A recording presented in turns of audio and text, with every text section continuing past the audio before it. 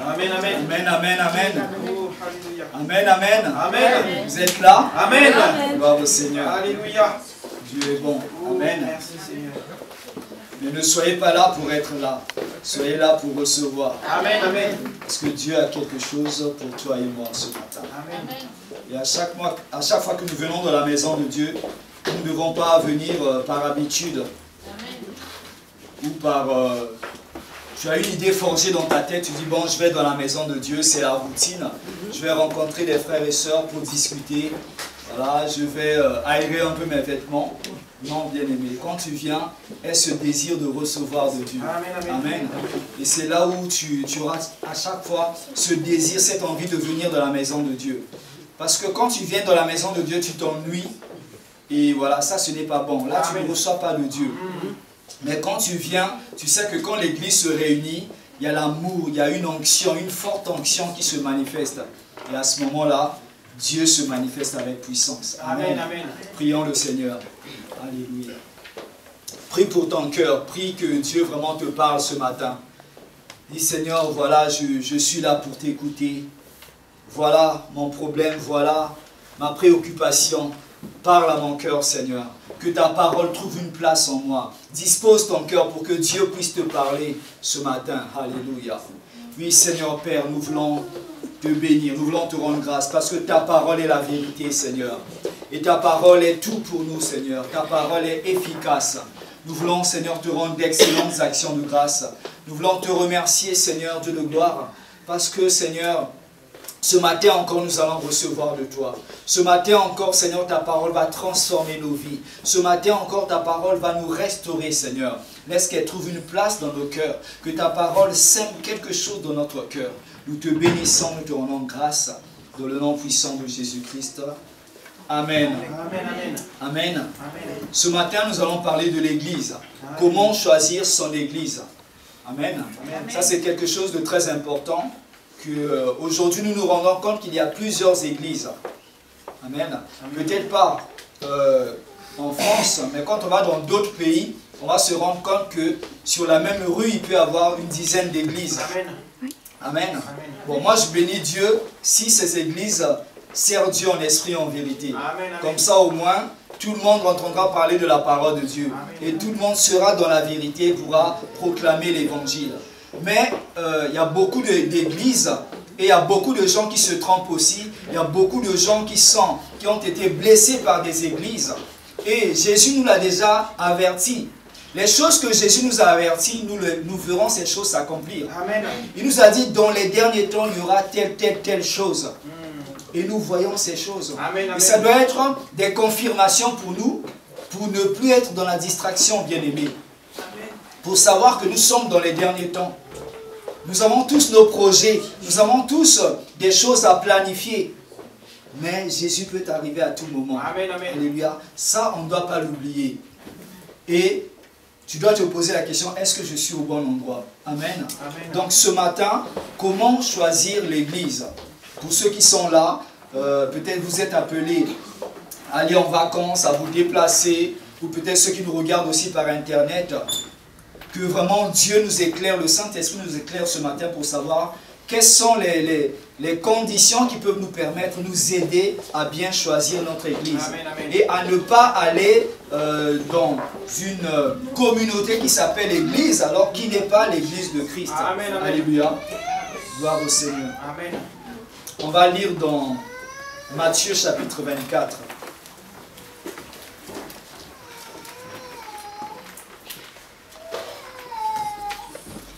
Matthieu chapitre 24 à partir du verset 4.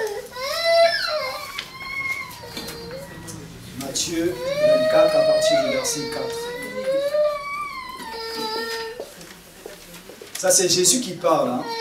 Jésus leur répondit, prenez garde que personne ne vous séduise, car plusieurs viendront sous mon nom, disant c'est moi qui suis le Christ, et séduiront beaucoup de gens. Ça c'est Jésus qui parle à ses disciples. Il dit plusieurs viendront sous mon nom, plusieurs viendront sous prétexte que c'est Jésus qui m'a envoyé. Plusieurs viendront sous prétexte que je suis l'église de Christ. Nous sommes dans la vérité. Alléluia. Vous savez, il y a Jésus et Jésus. Aujourd'hui, moi, je vous parle de l'église de Jésus-Christ de Nazareth. Amen, Alléluia. amen. Pas de n'importe quel Jésus. Donc, plusieurs personnes, Jésus nous informe que dans les derniers temps, il y aura des gens qui viendront sous ce nom-là. Et au verset 11, la Bible dit, plusieurs faux prophètes s'élèveront et ils séduiront beaucoup de gens. Des faux prophètes bien-aimés. Donc, premièrement, pour bien choisir son église, il faut éviter les faux prophètes, éviter les faux docteurs. Christ nous a avertis qu'il y aura des faux. Et aujourd'hui, nous voyons, il y a tellement d'églises, tellement de serviteurs de Dieu, tellement de dénominations. Mais comment se retrouver dans toutes ces choses? Comment savoir quelle est vraiment la vraie doctrine de Christ? Quelle est la vérité? Alléluia. Amen. Nous qui connaissons la vérité, nous pouvons avoir dans notre entourage des personnes qui veulent, par exemple, qui ne sont pas avec vous ici à Tours, mais qui veulent aller dans une église. Quels sont les conseils que vous pouvez leur prodiguer pour leur dire, voilà, comment choisir ton église? Il faut faire telle ou telle chose. Parce qu'il y a du faux. Parce que si une personne va dans une fausse église, dans une fausse doctrine, la personne perd son temps. La personne ne sera pas sauvée. La personne ne sera pas nourrie de la bonne parole. La personne est destinée à aller en enfer. Alléluia. Parce que Christ est le seul chemin qui mène au Père. Donc nous sommes dans les derniers temps, bien-aimés. Et il y aura toujours ces choses. Aujourd'hui, il y a certaines personnes qui perdent leur temps à faire la chasse aux faux prophètes, aux faux docteurs, aux faux pasteurs, aux fausses églises. On n'a pas que ça à faire, bien-aimés. Nous devons racheter le temps. Nous devons nous occuper des choses de Dieu. Si on perd notre temps à chercher, voilà telle église, il y a la fausseté, ils sont dans le faux et tout, on cherche encore d'autres églises, on va en trouver partout, bien-aimés. Parce que Jésus nous a annoncé ces choses, ça va arriver. Mais nous devons juste faire attention. Nous devons juste nous rappeler les paroles du Christ. Amen. Pour ne pas tomber dans ce piège. Alléluia. Amen. Alors, il y aura des jours où les gens ne supporteront pas la saine doctrine de Christ. Dans les derniers temps. Donc aujourd'hui, les gens prêchent l'évangile du ventre. Pour faire plaisir. On veut prêcher ce qui plaît aux gens. Quand on prêche sur le péché, la sanctification, quand les gens ne disent pas Amen, le pasteur va dire ah non, là l'église va se vider. Les gens ne sont pas contents. Il n'y aura pas assez de dîmes et des offrandes. Il faut prêcher sur la bénédiction, sur la prospérité, sur ces choses. Alléluia. Bien sûr que ce sont les promesses de Dieu. Mais on ne doit pas prêcher pour faire plaisir aux gens. On doit prêcher sous l'inspiration du Saint-Esprit. Alléluia. Et comme la parole de Dieu, la Bible dit que la parole de Dieu est une épée.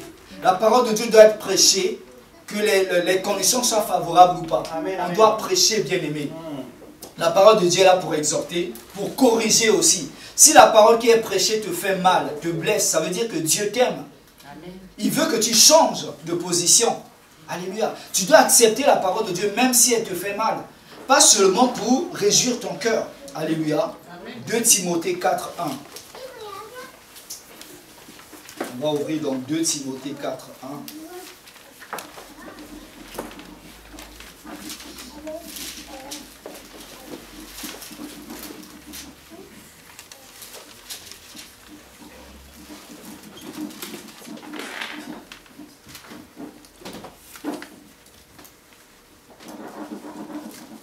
Jusqu'à 5. Je t'en conjure devant Dieu et devant Jésus-Christ, qui doit juger les vivants et les morts, et au nom de son avènement et de son royaume. Prêche la parole, insiste en toute occasion, favorable ou non, reprend, censure, exhorte avec toute douceur et en instruisant. Car il viendra un temps où les hommes ne supporteront pas la saine doctrine, mais ayant la démangeaison d'entendre les choses agréables, ils se donneront une foule de docteurs, selon leurs propres désirs, détourneront l'oreille de la vérité et se tourneront vers les fables. Mais toi, sois sobre en toutes choses. Supporte les souffrances. Fais l'œuvre d'un évangéliste. Remplis bien ton ministère. Amen, amen. Alléluia. Donc la Bible dit, toi qui connais la parole de Dieu, prêche, insiste en toute occasion, que les occasions soient favorables ou pas, prêche la parole de Dieu. Même si l'église se vide, si une personne qui écoute la vérité et la parole de Dieu le blesse, il quitte l'église, ça veut dire qu'il ne peut pas supporter la vérité. L'esprit qui l'habite est contraire à l'esprit de Dieu. Une personne qui a le Saint-Esprit en lui doit supporter la parole de Dieu. Amen, amen. Doit se dire, bon, la parole a été prêchée pour moi, je vais changer. Je vais rester dans la maison de Dieu. On ne quitte pas l'église parce qu'on prêche une parole qui dérange. Non, bien-aimé. La parole, même si elle dérange, on doit la prêcher. Que les moments soient favorables ou pas. Alléluia. La parole doit être là pour reprendre. La parole doit être là pour censurer. La parole doit être là pour exhorter. Avec toute douceur et en instruisant. Alléluia. Et la Bible dit que beaucoup ne supporteront plus la vérité. Beaucoup ne supporteront plus la vérité. La vérité, c'est la parole de Christ. La vérité, c'est la doctrine de Christ. Alléluia. Et les gens, la Bible dit que, mais ayant la démangeaison d'entendre des choses agréables, ils se donneront une foule de docteurs, selon leurs propres désirs. Donc les gens iront vers les pasteurs qui prêchent les choses selon leurs désirs, selon ce qu'ils veulent entendre, selon ce qui les arrange. S'il est là pour le mariage, le pasteur prêche sur le mariage, je cherche la bénédiction, le pasteur prêche sur la bénédiction, amen, alléluia. Mais quand on prêche sur le péché, ah non, ça ne me plaît pas, parce qu'il connaît ma vie et tout. Non, alléluia, on doit insister, bien-aimé. Ça, c'est la parole de Dieu. Donc, nous ne devons pas prêcher l'évangile du ventre. Les chrétiens ont besoin d'être affermis par la parole de Dieu. Parce que vous savez, il y a pasteur Fernando qui donnait un exemple. Un monsieur qui travaillait dans tout ce qui est falsification de billets.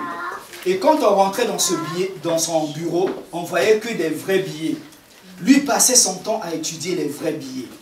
Il passait son temps à étudier les vrais billets. Et les gens lui ont demandé, mais pourquoi vous n'étudiez pas les faux billets? Il dit, non, je passe mon temps à étudier les vrais billets. Quand je vais voir un faux billet, de suite, je reconnaîtrai le faux billet.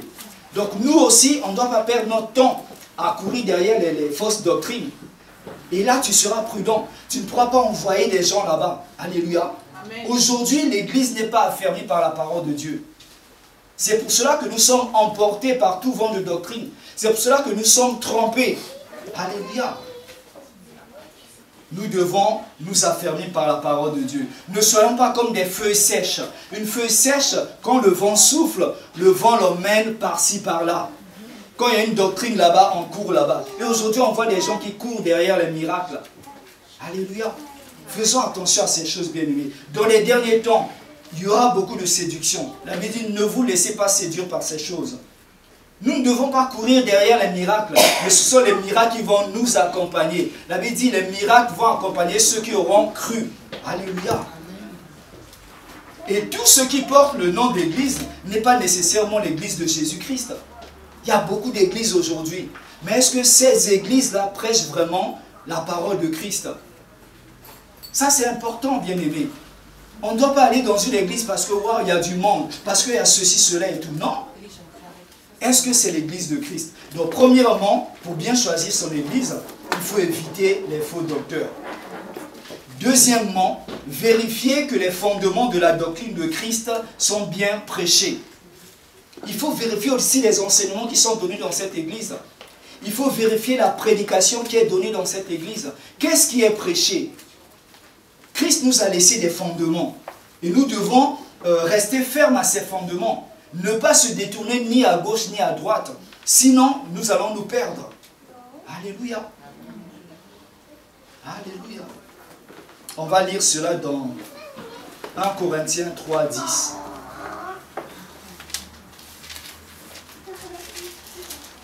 1 Corinthiens chapitre 3.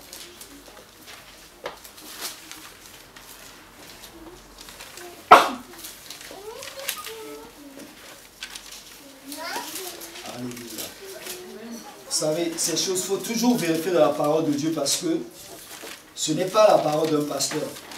Alléluia. Elle dit que toute écriture est inspirée de Dieu. 1 Corinthiens chapitre 3, verset 10.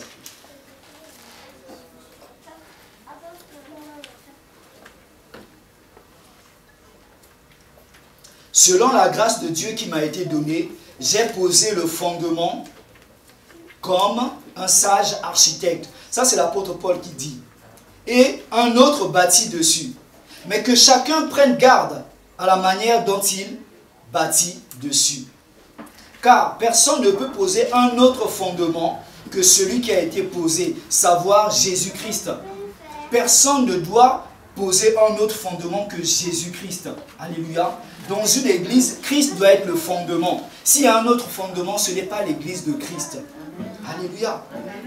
Car personne ne peut poser un autre fondement que celui qui a été posé, savoir Christ. Or, si quelqu'un bâtit sur ce fondement avec de l'or, de l'argent, des pierres précieuses, du bois, du foin, du chaume, l'œuvre de chacun sera manifestée. Car le jour la fera connaître, parce qu'elle se révélera dans le feu. Et le feu éprouvera ce qu'est l'œuvre de chacun. Si l'œuvre bâtie par quelqu'un sur le fondement subsiste, il recevra une récompense. Alléluia. Amen. Donc ça veut dire que l'apôtre Paul a posé le fondement, Christ. Moi je vous ai prêché Christ, alors venez bâtir dessus, sur Jésus-Christ, sur son évangile.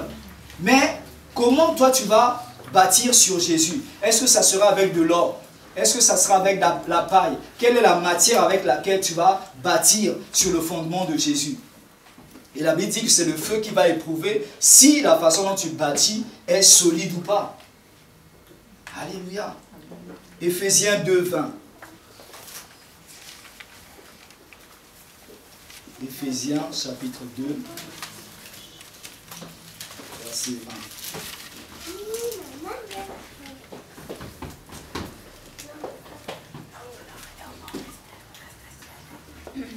Vous avez été édifiés sur le fondement des apôtres et des prophètes. Jésus-Christ lui-même étant la pierre angulaire. Là encore, Jésus-Christ étant la pierre angulaire. Donc, pour ceux qui construisent des maisons, il y a une fondation à mettre. Le fondement. Donc, quand tu bâtis ta vie chrétienne, tu dois la bâtir sur Jésus-Christ. Et Hébreux 6, 1 à 2. Hébreux 6, 1 à 2. Là maintenant nous allons voir les fondements de la doctrine de Christ. Et que à travers ces fondements-là, nous devons rester fidèles, intègres à ça. Personne ne doit modifier ces choses. Hébreux 6, 1 à 2.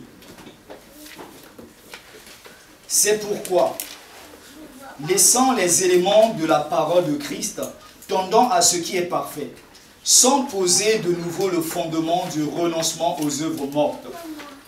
Donc, premièrement, parmi ces fondements, on a le renoncement aux œuvres mortes, de la foi en Dieu, de la doctrine des baptêmes, de l'imposition des mains, de la résurrection des morts et du jugement éternel.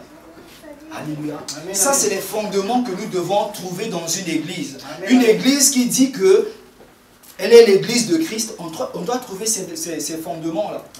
Le renoncement aux œuvres mortes. On doit prêcher sur la vie de sainteté. Que les gens se séparent du péché.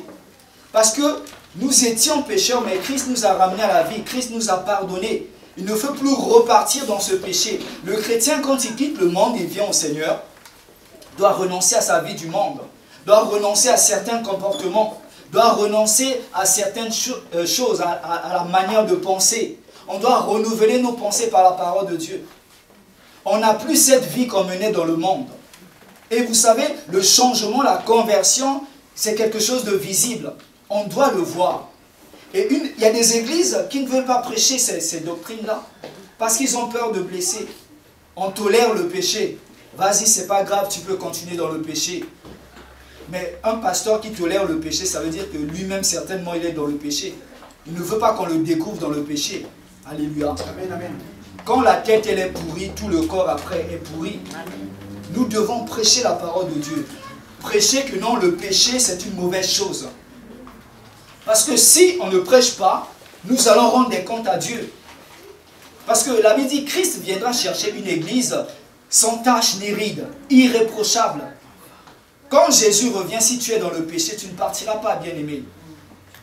Il n'y a pas d'autre solution. C'est ça ou c'est pas ça. Avec Dieu, il n'y a pas le juste milieu. Le renoncement aux œuvres mortes. La foi en Dieu. Alléluia. Ça, on doit prêcher aux gens. Avoir la foi en Dieu. On demande des choses à Dieu, mais comment demander avec foi? Comment garder sa foi? La Bible dit, quand Jésus reviendra, trouvera-t-il la foi sur terre? Ça, c'est important. Alléluia. Amen, amen. La doctrine des baptêmes. On parle de baptême ici au pluriel. Ça veut dire qu'il y a plusieurs baptêmes. Et là aussi, une église doit reconnaître ces baptêmes-là. On a le baptême d'eau que Jean-Baptiste a prêché. Une personne qui donne sa vie au Seigneur arrive dans la maison de Dieu. On doit lui prêcher le baptême. Passer par les eaux du baptême.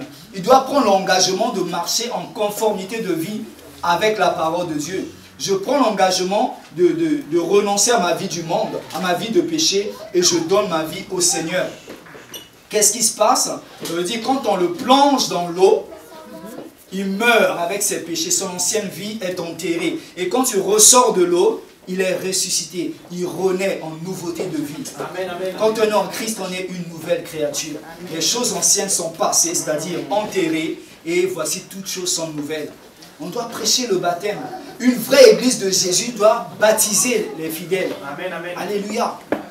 Il y a ce baptême d'eau, il y a le baptême de Jésus.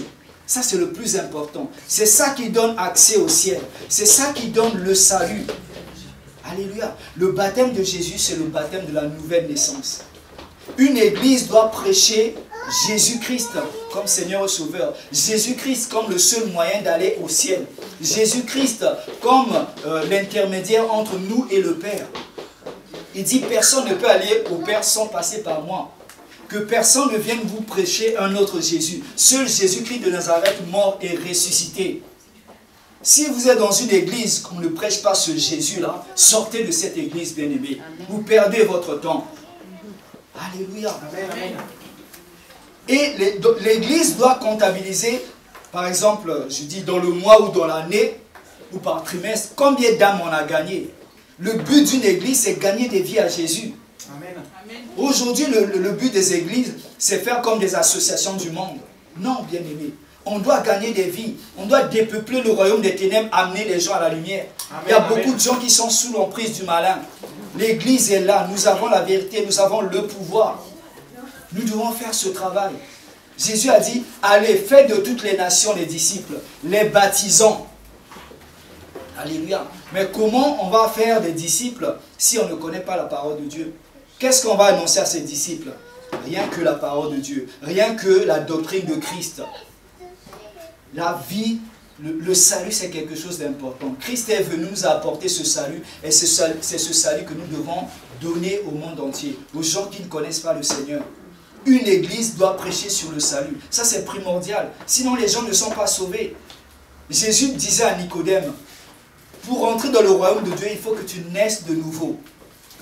Mais si une église ne prêche pas la nouvelle naissance, comment les gens seront sauvés? Comment les gens iront au ciel? Ça, c'est la doctrine principale. Que non, le salut, c'est à travers Jésus-Christ. Il n'y a pas d'autre nom. Alléluia. Amen, amen. Et le troisième baptême, il y a le baptême du Saint-Esprit. Le baptême du Saint-Esprit qui se manifeste avec l'évidence du parler en langue. Quand on donne sa vie à Jésus, quand on est né de nouveau, on reçoit le Saint-Esprit en nous. Et c'est quoi le baptême du Saint-Esprit? C'est le débordement. Ça veut dire que tu es revêtu de puissance. Alléluia. Jésus disait aux disciples, et pourtant ils avaient le Saint-Esprit en eux. Il disait, mais il faut que vous soyez revêtus. Vous recevrez une puissance. Alléluia. Et vous serez alors mes témoins. Alléluia. Amen, amen. On a besoin du Saint-Esprit. Le Saint-Esprit, ce baptême se manifeste avec le parler en langue. Mais il y a beaucoup de gens qui critiquent aussi le parler en langue. C'est biblique, bien-aimé. C'est dans la parole de Dieu. Les gens disent que le parler en langue s'est manifesté quand il y avait les apôtres et tout. Non. Après la Pentecôte, on a vu l'effusion du Saint-Esprit. Le Saint-Esprit baptisait les gens, remplir des gens. Donc quand tu es rempli, tu es débordé. Et l'évidence, c'est quoi? Tu te mets à parler en langue. Alléluia. Amen, amen. Tu pries en langue parce que le diable tremble. Quand tu pries en langue, le diable tremble parce qu'il ne comprend pas ce que tu dis. La Bible dit c'est direct. Coup de fil direct entre la terre et le ciel. Amen, Le amen. diable peut se mettre au milieu, il ne va pas comprendre. Alléluia. Amen, amen. Ne cherche pas à comprendre le parler en langue avec ton intelligence. La Bible dit quand tu pries en langue, ton intelligence est stérile. Tu ne comprends pas. Amen. Ouvre juste ta bouche en train de prier. Tu pries, tu pries, tu pries. Et tu vas voir, Satan va commencer à trembler. Les choses bougent, ça me dérange. Mais je ne comprends pas le langage. Tu pries en langue. Amen, Et c'est le amen. Saint-Esprit qui intercède. Alléluia. Amen, Ça amen. c'est biblique, bien-aimé. Si les gens ne croient pas, ça c'est leur problème. Mais toi, tu lis, c'est dans la parole de Dieu. La doctrine des baptêmes. Amen. Amen, amen. L'imposition des mains. Alors, ça c'est quelque chose de très dangereux aussi. Vous savez, à travers l'imposition des mains, on communique beaucoup de choses. Les bonnes choses et les mauvaises choses. On ne peut donner que ce qu'on a. Amen, amen. Si, vous savez, c'est la tête qui reçoit l'onction en premier. Après, ça se transmet dans tout le corps. Ne donne pas ta tête à n'importe qui pour recevoir l'imposition des mains. Si tu n'es pas sûr d'un serviteur de Dieu, s'il n'est pas ouin, ne donne pas ta tête, bien-aimé. Parce que tu vas recevoir le mauvais qui est en lui. Ou tu vas recevoir le bon. Alléluia. Amen. Si tu imposes la main, la Bible dit, vous imposerez les mains aux malades et les malades seront guéris. L'imposition des mains, c'est pour guérir les malades. C'est pour donner les dons spirituels. C'est pour beaucoup de choses dans la parole de Dieu. Mais nous devons faire attention. Faites attention. Tu vas dans une église, si tu n'as pas l'assurance que c'est un serviteur de Dieu, et tu ne connais pas les gens, non. Tu demandes aux gens de prier pour toi à distance, sans te toucher, sans t'imposer la main. Parce qu'il y a un transfert. On transfère quelque chose, Amen, bien aimé. amen, amen. Alléluia. L'imposition des mains. La résurrection des morts. Il y aura une résurrection des morts. La Bible dit, quand Jésus reviendra, les morts en Christ ressusciteront d'abord. Après, nous serons transformés, on aura encore de gloire. Amen. Pour aller à la rencontre du Seigneur. Amen. Ce corps ne va pas hériter le royaume de Dieu. Parce que ce corps est fait de poussière. Mais Dieu a prévu encore de gloire pour toi et moi. Amen, amen. Et c'est encore glorifié. Qui va nous permettre de traverser les murs. Comme Jésus avait ce corps à la résurrection. Alléluia. Ça c'est la doctrine de Christ. Ce n'est pas ma doctrine. Et le jugement éternel. Il y aura un jugement. Dieu va nous juger pour nous récompenser aussi pour ce que nous faisons dans sa maison. Dieu va juger aussi les personnes pour leur méchanceté. Alléluia. Amen. Et nous devons croire à ces choses. Voilà les principes élémentaires de la doctrine de Christ. Donc, dans une église, si on ne prêche pas ces éléments-là, quitte cette église. On ne peut pas prêcher autre chose. Comme l'apôtre Paul disait, on ne peut pas poser un autre fondement que ces principes-là. Alléluia. Amen, amen. Donc, il faut bien vérifier que les fondements de la doctrine de Christ sont bien prêchés. Troisièmement, le Saint-Esprit est en avant. Vérifiez que le Saint-Esprit est mis en avant dans une église. C'est lui qui dirige toutes choses. Alléluia. Jean 16, 13. C'est un verset que vous connaissez aussi. Jean chapitre 16, verset 13.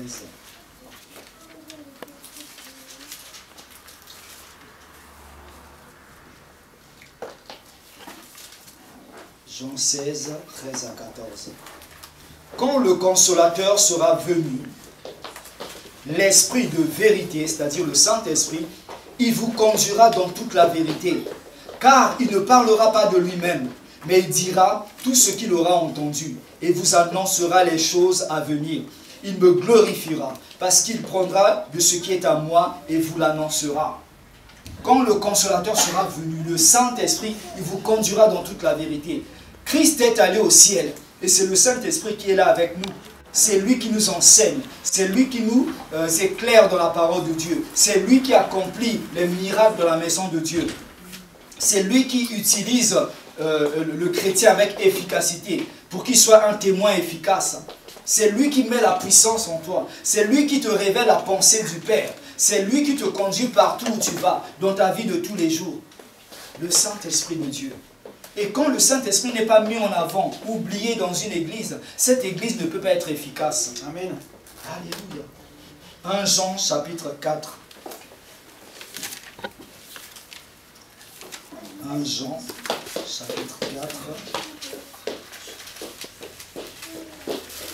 1 à 3. 1 Jean chapitre 4. Verset 1 à 3.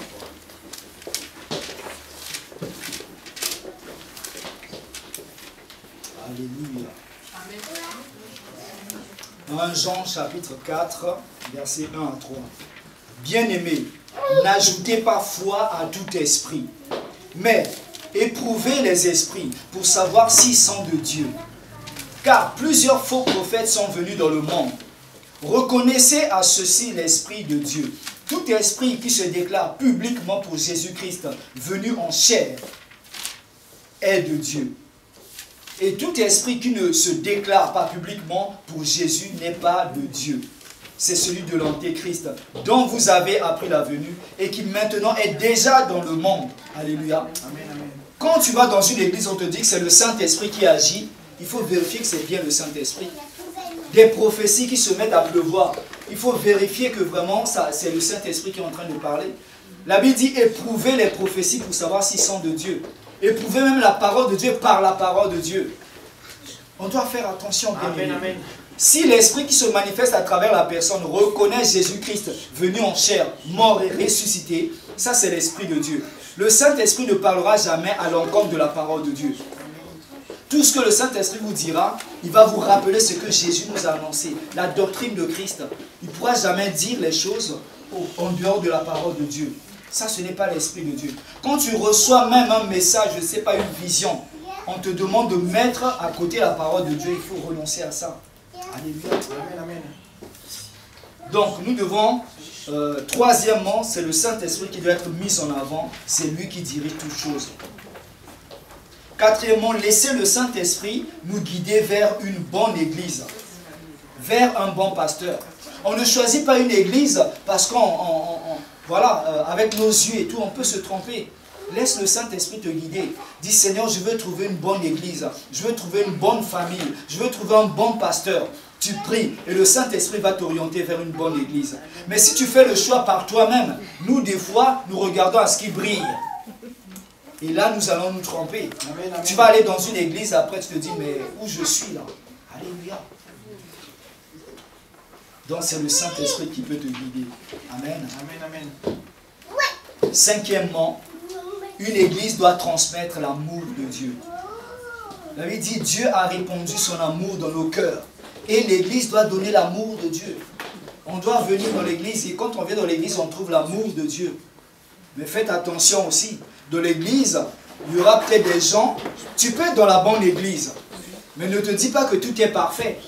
Il y aura des gens qui vont te déstabiliser. Il y aura des gens qui vont te blesser.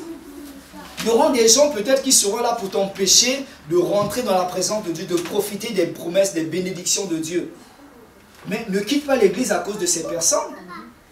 Tout le monde n'est pas parfait dans la maison de Dieu.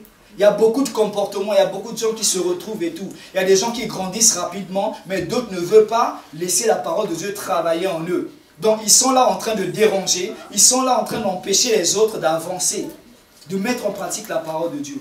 On ne quitte pas une église parce que l'autre m'a blessé et tout. Non, ne généralisons pas les choses, bien-aimés. Alléluia. Il n'y a aucune église locale parfaite sur cette terre. Il y aura toujours quelques personnes qui ont un comportement qui ne plaît pas à Dieu. Ça arrive.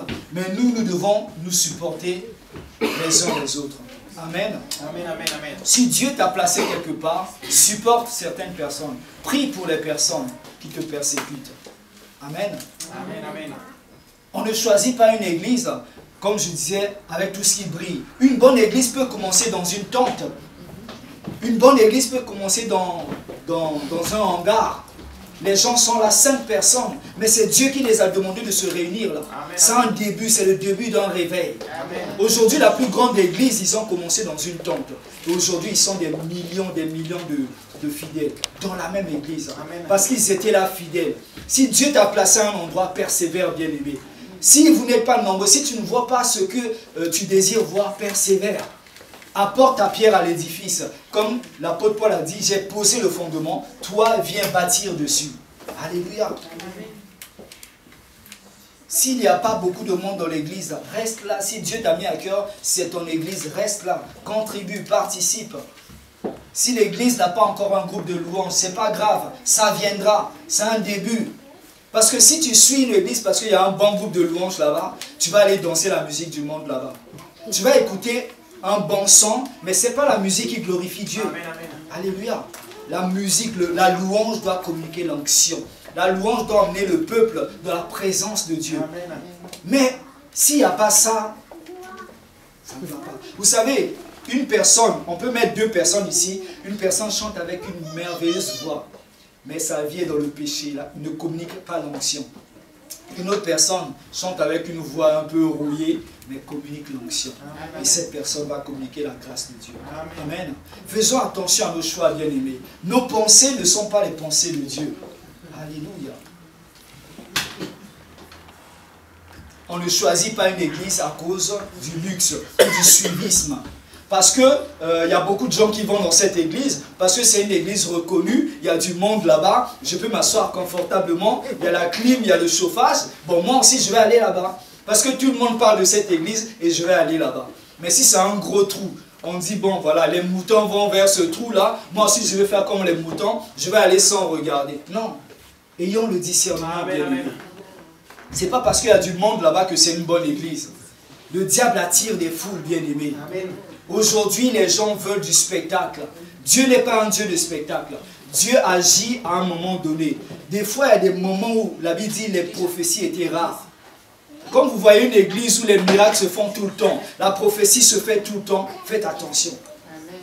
Ce n'est pas à l'homme d'imposer à Dieu de parler. Dieu parle quand il veut. Dieu fait les miracles quand il veut. Mais quand c'est tout le temps, tous les jours, faites attention. Vérifiez si c'est vraiment l'église de Christ. Amen, amen. Amen. Que le nom du Seigneur soit béni. Amen, amen. Que vraiment ces paroles vous exhortent et vous encouragent aussi à exhorter d'autres personnes à faire attention, à faire un bon choix. Prions le Seigneur. Alléluia. Seigneur, merci pour ta parole. Merci parce que tu es bon, tu es merveilleux, Seigneur.